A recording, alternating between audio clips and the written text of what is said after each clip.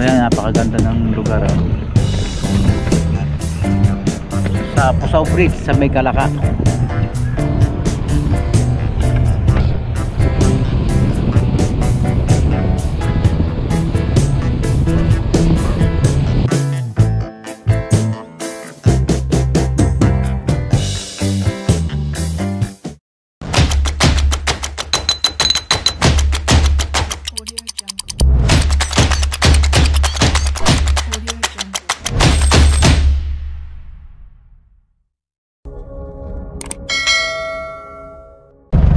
Alright mga kabossing, good morning, isang magandang umaga. Dito po tayo sa sa Batangas muli. Ayan at yung kasama ko si Mar ay nandun sa hardware at may titingnan. Mga kabossing, may gagawin kami saglit sa electrical ng bahay doon sa Batangas para at least bago magkapitan ng kontador ay maayos na yung linya. Good morning mga kabossing. At dito tayo sa may part ng Pusaw Bridge. Kaya natin ikot tayo dito. Dito tayo sa may tulay. Tingnan natin kung may mabibili. Lakad-lakad tayo dito.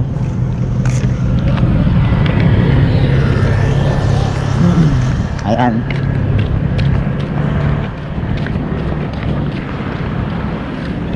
Kaya mga kabossing, umalis kami doon ng 5:30 sa Cavite. So dito tayo nag-intro. So ayan, napakaganda ng lugar sa Pusaw Bridge sa May Calaca. Ayan, tahimik at maliwanag, pero may mga kulimlim pa rin na part. Ayan, Twin Lakes. Ayan, saglit tayo at tayo babalik din na Cavite. Hindi na tayo magtatagal doon. So itong part na ito siguro pag-aari na rin ng Twin Lakes. So dati may bahay dyan sa baba, pero ngayon ay wala na. Good morning sa lahat mga kabossing. Sana sa mga oras na ito ay nasa maayos tayong kalagayan. So yan, galing tayo dyan tayo umikot sa may Tagaytay. Paikot pa ganyan. Yun ang Taal Lake. So may mga gagawin tayong mga mahalagang bagay sa electrical sa bahay at hindi pa pwedeng ipagpaliban natin dahil baka magkaroon na ng meter o kontador yung bahay at mag-live. Hindi mahirapan tayo pagka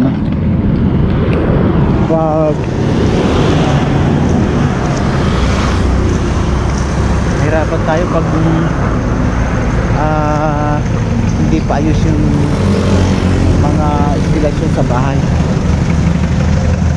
So ayun, abang-abang tayo sa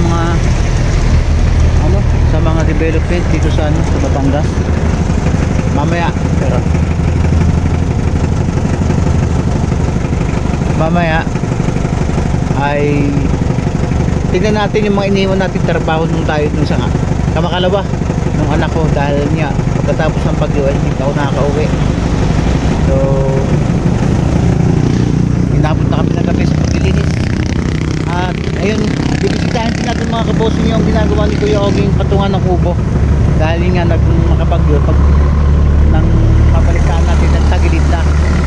Kaya bisitahin natin at titingnan natin yung mga ginagawa niya at baka may dadagdag tayong ibang plano para at least maging maganda naman ang kinalabas. Ito tayo sa hardware. Ang tagal ng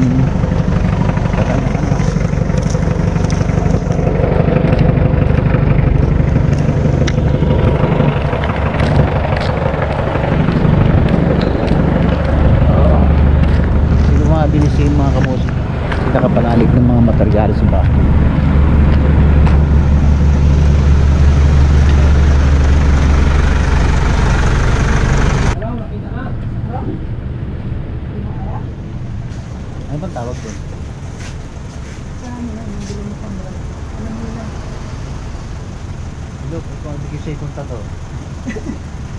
Tingin eh. Wala ka makita. Parang brown.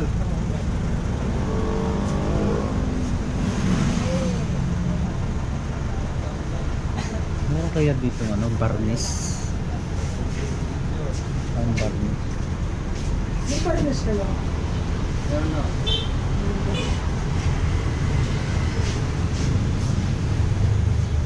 Meron daw?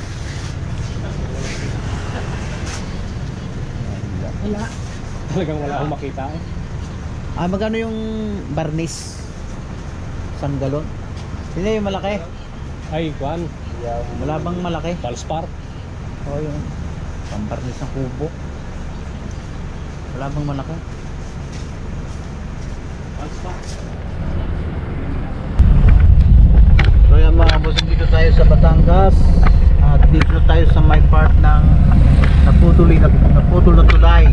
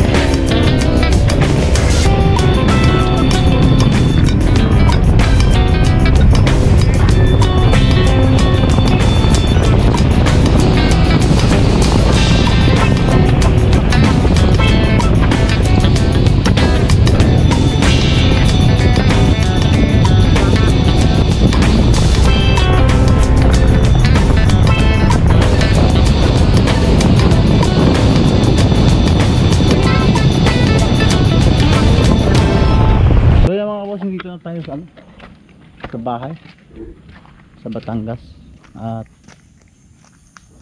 tingnan ko nga yun, tingnan ko lang yung biik na natitira kung buhay pa.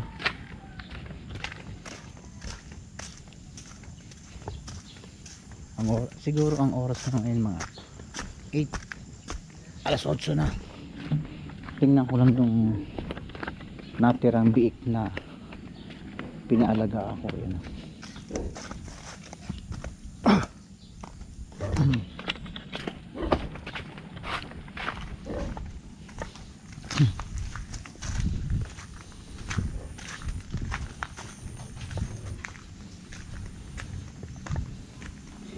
pa. Biik na biik pa nga.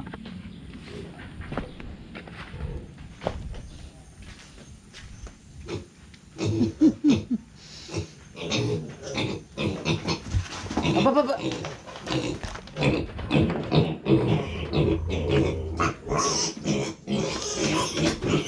Ito. Ang ligsi.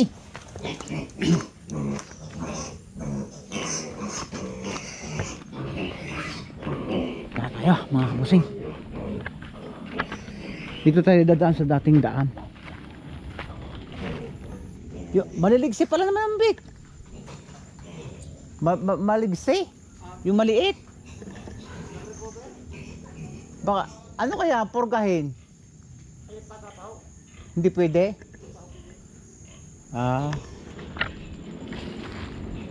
Tayo dumaan. Dito ang dating daan mga kabosing. So napalipat doon sa kabila. Ayan.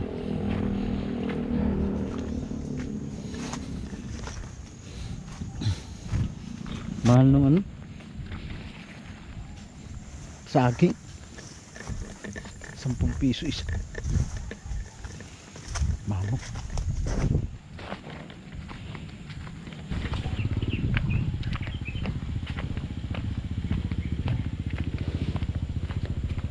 Ayan, dito na tayo mga kabosing.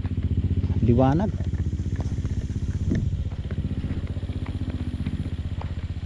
Oh. Saan punta? Saan punta?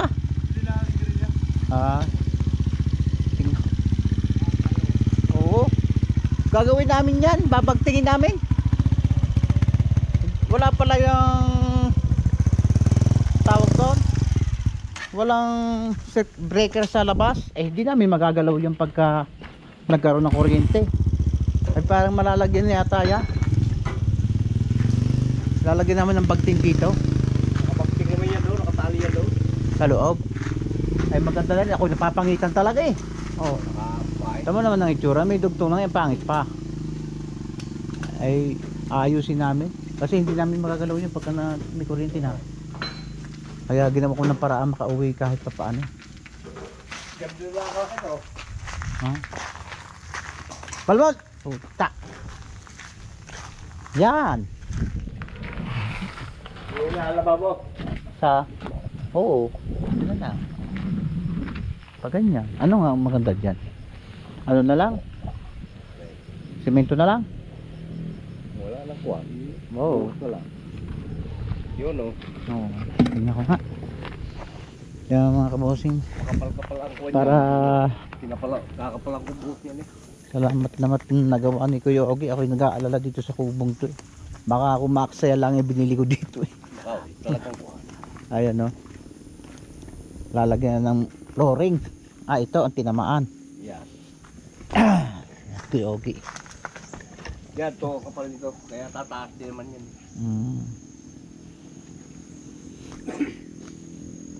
Tibay kaya to? Oh, nilagyan ko yun ba to? Nilagyan ko halo.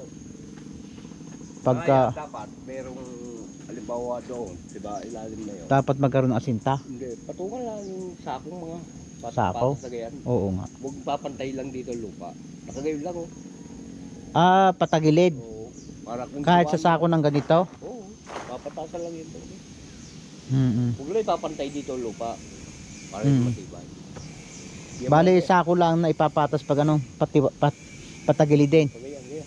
Pantay lang dito mo babangayo bago ang lupa naka-stop sa lampas. Hindi naman to tambak, di ba? Hindi. Hindi Original naman to. Hindi lang tambak yan. Yung ibabo na yan. Ito naman Kaya eh. yan, oh. Original yan. Kaya yun, dapat kaunti lang. Okay. Agis na yung lupa, no? Ano yan? Kaya ang tingin ko kaya nagkaroon ng guho dahil yung tubig ng alulod Yung dumaan. doon dumaan. Kaya yan dapat yan tatapatan niya niyan. Diyan ang punta na ng tubig niya. Ari yung asinta ng hollow block. Konti lang pala. Kakunti na kung patapatan yan. Siguro- Nilagay ko sa mayor na lupa eh. Oo, dito lang pala magbubuhat tayo. Sa kabilang to. So, Hindi, mangusap na ako ng tao yan sa silangan. tumataas eh. Kung tataas pa natin hollow block, lalo na mahirap. Niisip ko kung kukuha pa ng kawayan. Ewan ko din kung makakuha si ano. Pero maganda rin kahit may tao, may kawayan. Dito lang ang lagay. Maluwag bumuhat eh. Oo. Para may angat. Kasi mabigat nito yung gitna eh. Tapos pag naiangat ito, siguro to aangat ng pagkayan lang. Pwede. Kaya ako. Hutang eh. Bunga ng niyog, tama-tama. Pagka halimbawa nagawa ng tungkuan, nalaglag ang niyog, tama sa tungko. Sa? Dito? Sa pagitan ng ano? Yan, nakakatakot naman yan. Bakit? Warren niyog na yan. Ay, yun yung may niyog din eh. Ay, malayo-layo naman yan. Di na lang siguro kayo, Ogi. Di na. Banda din eh. Ganon din eh. Niyog din niya. Dapat siguro madagdagan itong hukay na to. Paganyan. Babawasan talaga yan. Para ano? Yan ay sasako. Kaya papapat doon. Papatong doon. Nag-aalala talaga ako dito sa kubo. Nung makita ko nakatiwarik na ako pagkakasamaan. Ito pala pag naulan ay ganito ng hitsura. Dapat bibabarnisan na uli. Barnis. Saka parang kakaunti ang barnis. manipis ang barnis na. Nagaplisan lang yan. Oo nga. Hindi Mura pa yan. Hindi yan yung tunay na magulang. maari. Yung yan. Para mas maganda pa yung kawayan ng kikapanalig na ano. Ano, dapat maganda dito, linisin muna bago barnisan uli. Oo, ayan ang mga kabossing oh. So, bubuhusan na lang to. Tapos dito natin papatong yung tubo. Ayan. Tapos gagawa tayo dito ng hindi ko alam kung saan dapat maganda.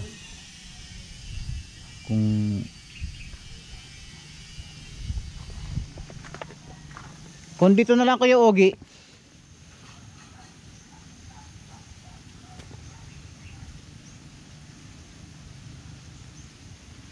Hindi, may kubo eh. Dito.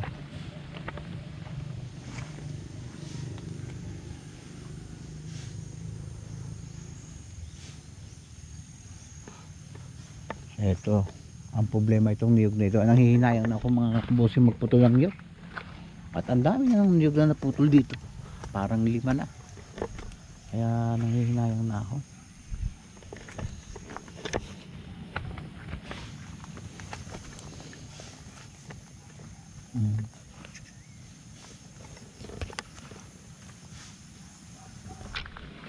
So yan mga kabosing oh. Nilagyan natin ng pintuan ng kubeta. Ayan.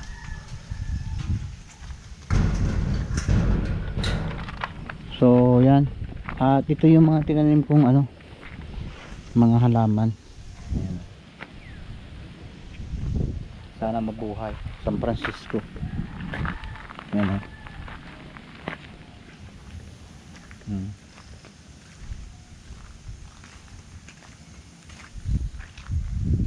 So parang ang dami pa mga nalaglag na mga ano, basura. Pero siguro next time na lang natin walisan yan. Ayan o. Paikot yan. Sa mga kabosing at try natin ano, pantayin itong lupang ito, nakaumbok na to. Habang naghihintay tayo ng ginagawa ni Mar, gagawa siya ng ano bagtingan ng service trap para maganda-gandang tingnan. Tara, samantalahin natin mga kabosing nang tayo nandito pa.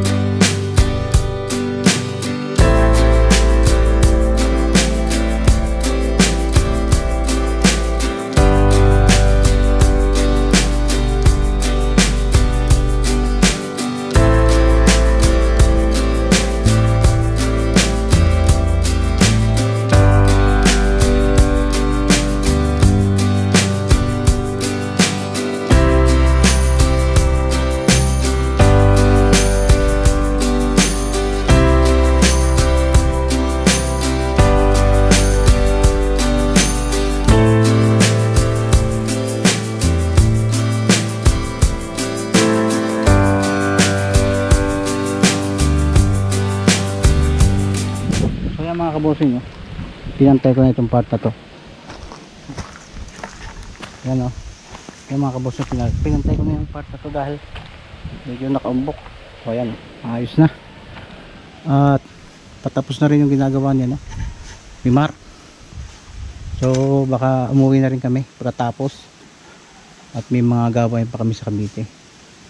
So ipasal ko kayo dito mga kabosing. Ayan, oh, magtanim ako ng kamatis. Yang ano, yung San Francisco ay paikot ito. Ayan. So, sana mabuhay yan. Ayan. Hindi na muna ako maglilinis ng bahay dahil nagagawa kasi ng magudam din naman. Siguro magawalis na ako konti. Ayan. Ayan. Buhay palagay ko yan kasi yan ibinabad sa timbang may tubig yung San Francisco yan. Nagtanim din kami ng ibang gulay dito, ewan ko lang kung mabubuhay siya. So ayan, tayo ko to.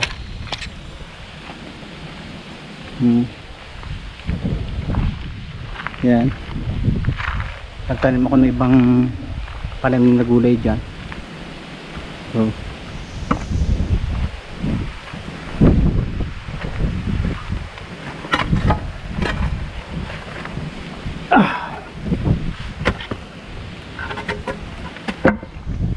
ayan. Ayan to. So pag nalagyan ng pinaka lababo sa labas to, hindi magdudumi lagi sa loob ng bahay. Lalagyan ng lababo dyan.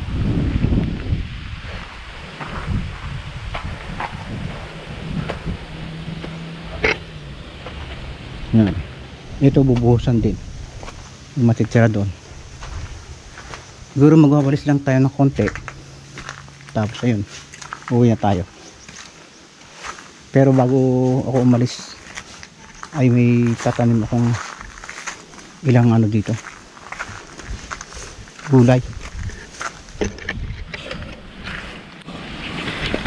Kaya mga kabosing, at uuwi na kami ng ano, Cavite. Bali ito, nabuhusan na yung paglalagyan ng kubo. Ayan, o, din papatong yung kubo. Matibay yan mga kabosing kasi matapang at saka may mga graba yan. Bali ito, dadagdagan ng hukay pag ganun para mas maluwag yung ikutan. Kasi once na magkaroon to ng pwede magawa ng tungkuan dyan, ayan, o, may ikutan siya. So ang bandang ito ay medyo mataas na. So yan mga kabosing, dito na yung ano, ito yung pinakatungtungan na kubo. Ayan. Bali may graba ito mga kabosing, kaya matibay ito. So iaangat to dito. Then ito naman ay original na lupa. Ito naman, hindi naman to tambak. Bali yan ang ano, na paghuhulang yan dyan. So tapos palilinis natin itong gilid paikot para at least malaki ang ikutan. So mga kabosing, uuwi na rin kami ng Batangas, na Cavite, dahil may mga gagawin pa kami doon. Tinanghali na rin kami, ang balak namin dito alas 10 kami babalik. Para at least ano, hindi ano, isa na lang ang bilihan, yung elbow doon, tapos wala na tayong natitira maiigsing ganyan PVC. Bibili tayo isang gagawa ito kung dipipin yung bakit ng isang kailangan ikaw ina tatlong elbow kasi mahaba naman yan pagka ano, isang piraso. Pagka wala, bibili talaga tayo. Wala kaya sa ilalim na yun? wala huy. Hindi na pwede ganito. Pwede ka dyan? Ayun, hindi makuha ko ganyan. Ano, elbow na lang? Si Mer napalis na? Nakalayak na? Hindi sasama? Yung kanire. Okay? Alright? Plane? Oh, light. Ay, iba naman yun. Kasi yung iduduktong yung Oo, hindi naman katulad na may hub yung... kung wala yung hub, yung tawag hub. So, may hub dito. Oo nga, ano pala naman ito? Hindi, bibili ng lano siyang kayo. Ito ay, tandaan mo yung panduktong. Di ba ikaw nakamita atin? Isa noon, saka 3 elbow. 3 elbow at saka isang kopling. Yung kopling. Kupling ba yan? Oo. Bago doon, 3 elbow di tres. Oo. Pero meron doon 2. Meron kang 3 pa? Ilan Ha? ito? 3 rin ko gagamitin. Yung okay, ito pala eh. Ale. Kayo na ba yung tres na yun? Kay kapanalid yata yun eh. Pag yung ano? At hindi na pala, yung itang papagin doon. Ilan? 3 rin. 3. Ikuha na lang. Ilan? 2. Ilan man or 2? Isa. 2. 2 yan. 4. 2 pa. 2 pa. Dalawang... Hindi ko lang kahit para ano. Pagilid na rin. So ayan mga kabosing, at uuwi na kami. Medyo uulan yata. Ito mga tubong ito, pababaon ko na to. Hindi yung nagbalog-balok dito. Ayan o. At least ano na, kampante na yung aking kalooban na yung kubo ay hindi madidisgrasya. Ayan o, may patungan na siya o. Ayan. Pag naipatong yan dyan, magbagyuhan man yan eh, mag-ulanan, walang patinag-tinag yan. Matibay yung ginawa niya na Kuya Oging yan. So uwi na kami mga kabosing. Tara, let's go.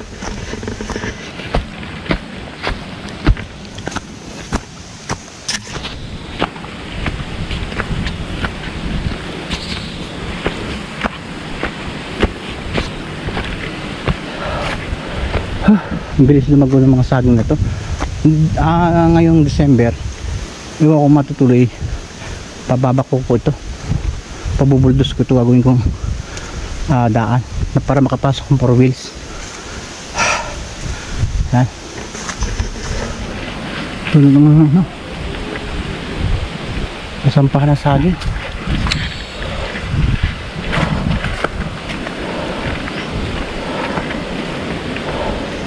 Bilis lumago ng damo saging.